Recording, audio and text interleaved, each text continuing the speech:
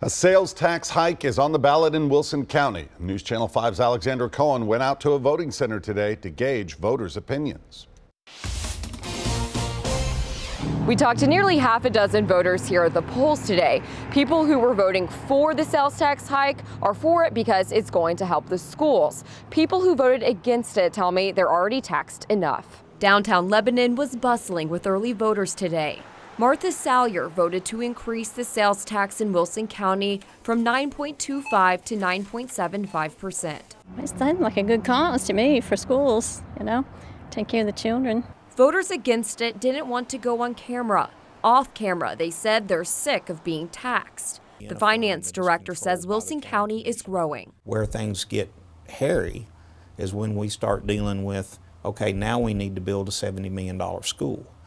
That's where growth, takes its toll because we don't have the money for the infrastructure. They're expecting 21,000 people to move to Wilson County in the next 6 years. There's a blessing and a curse to growth.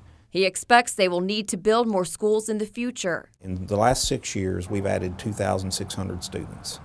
That works out to over 400 and some odd students a year. The sales tax hike would provide about $11 million to the county. On a $10 purchase, you're talking about a nickel. He estimates that $2.7 million of it will go to the city of Lebanon and about $2.2 million to Mount Juliet. $900,000 would go to the Lebanon Special Schools District and $5.2 million to Wilson County schools. That's why School Board Chairman Larry Tomlinson voted yes. It's a tax that hits everybody. Personally, he said he'd rather have a sales tax hike than see a property tax increase down the road. He also feels it will benefit students. We're looking at having to build more schools all the time. Reporting in Lebanon, Alexandra Cohen, News Channel 5.